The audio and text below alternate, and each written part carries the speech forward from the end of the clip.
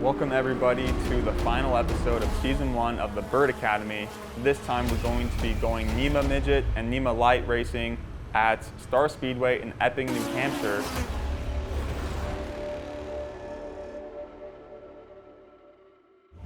We're going NEMA Midget racing in Epping because that's where the Northeastern Midget Association happens, and the midgets that I'm racing are wing midgets, which substantially increases the downforce and the cornering ability and the performance of the cars. And at a track like Star, it's a quarter-mile paved oval, never been here before, so I'm looking forward to it. I'm actually going to be Todd Bertrand's first customer in a NEMA, for his NEMA Lives program that he's trying to build. So trying to have a good showing for him, show everyone what the car is all about, show how competitive it is, and it's going to be a lot of fun.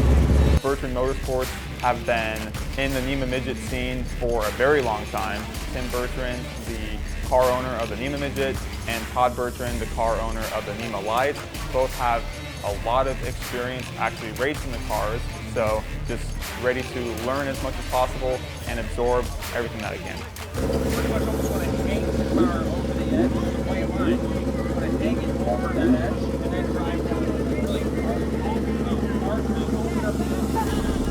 So first session of the day, we were going out in a completely new car, the NEMA Light, and basically my goal was just to get familiar with the track, familiar with the car, work up the speed without taking any unnecessary risks.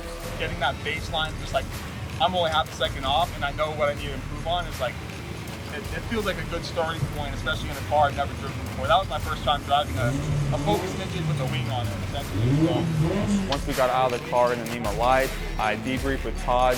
He gave me some suggestions on how I could improve my line around the track, which I wholeheartedly agreed with. I wasn't exactly, you said like I needed to get to the white line. I wasn't sure if I needed to be over, like straddling the white line. Yeah.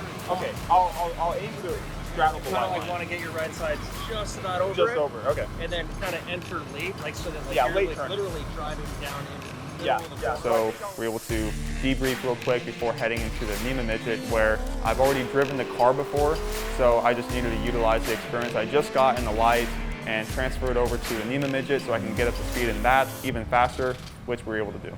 It was almost there, like it wasn't like pushing on the exit. We were just a little loose and it just didn't quite have the grip I might have wanted it to have on the exit to really get the power down and sort of match Avery's exits. But yeah, it was good.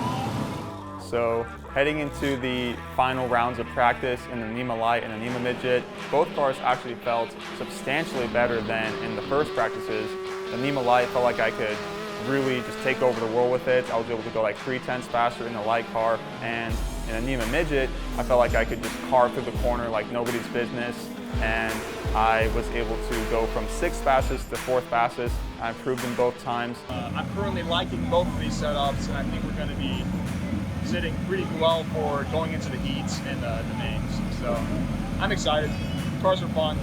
In the NEMA Light heat, I was in heat 3, starting last out of the 6 cars, and I was able to move forward 2 positions, and it could have been more, but we were still able to make up 2 positions, move forward a little bit, which would help me heading into the feature later on. I'm asking a lot from the fronts on entry on both ends, which if the rear can't keep up with that, then that's sort of what I was feeling. We're just like the front sort of will take it, but the rear takes a little bit to like you have to coach the rear around a little bit. In the NEMA Midget, I started 3rd throughout the race. I was sort of getting held up by the car in front of me. I couldn't find a way around him, so I ended up finishing 3rd still, but I had the 4th fastest lap time out of all the cars between both Heat 1 and Heat 2, which was pretty promising heading into the feature. Just there wasn't enough car to get around the guys in front of me, which was fine, I guess. But I just don't know, until I debrief with Tim, I don't know if there's setup improvements to be made. So heading into the NEMA Light feature, it's going to be a 35-lap race. We just have to sort of cross our fingers, hope and pray that we made the right setup adjustments and sort of anticipated the changing track conditions and the grip levels as best as possible. Have fun. Do your best. We end up starting 13th for the feature and have a pretty good race overall. we were able to pass cars. Despite my struggles with the setup, I was able to adjust for that a little bit with the in-car adjustment that I have that affects the left rear shock, and I was able to pass cars on the inside, pass cars on the outside. There was a little bit of a moment where I got into the car in front of me. I got like sideways crossed up, managed to save it, ended up finishing the race, and that was a really solid result for my first time out racing the car. I almost passed a few cars on the outside, and then I don't know what happened after that, but What's a hell of a save? Oh my gosh. After that, I had an opportunity to reorient myself towards the final feature of the day in the NEMA midget. It was going to be a 35-lap race, but they had to shorten it due to time constraints to 30 laps, which was fine with me. On the initial start of the race, I was able to move forward to 3rd place, but a caution came out and it reset the field, restarted it. Okay, now I'm back to 5th place, and then we started again. I had another good start, moved up from 5th to 4th at least, and then another caution came out, reset the field. Okay, well that kind of sucks. Okay, 3rd restart, I ended up having a bad start and fell back to 8th place, and then once that had finally settled down, all that craziness and chaos, I was able to pass a couple cars per position, just work on those guys, and then after that, I was able to pull up to the guy who was in 5th place. I'm in 6th place, and I was fast enough to get to him, but the car just wasn't fast enough to get around him. I tried inside passes, I tried outside passes. I had my best opportunity exiting turn 2. I went for a pass. I braked deeper and later than I had before, but the car in front of me, he didn't see me. He came across my nose, so we ended up making contact. We both spun out, but unfortunately one of those cars behind me ended up missing me, but ended up getting into the wall, which sucked. But there was only 3 laps to go after that. The car felt a little bit weird as we restarted the race, and I figured I'd just not take any risk with the car, finish the race in 6th place. The car was a little bit of a struggle to drive. The car setup wasn't quite right where we wanted it to be. I'm like, what is happening? Like, I'm always, I literally thought the car had damage. I'm trying to like figure out like what I can do with the car and like sort of feeling out the setup. But, like, overall, I felt pretty good about my performance over the course of the day.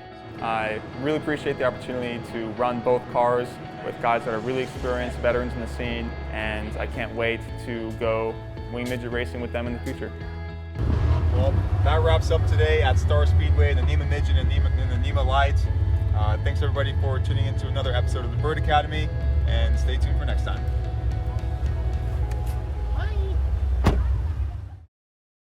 Thank you everybody for joining me on this crazy journey this season of the Byrd Academy. Just know that I raced 4 times as much as what you saw on camera, and I became a much better driver from the beginning of the year to the end of the year, and I look forward to having even more success next year, building upon this year's learning and this year's experience. So thank you everybody for tuning in to this season, and I will see you guys next year with season 2 of the Byrd Academy.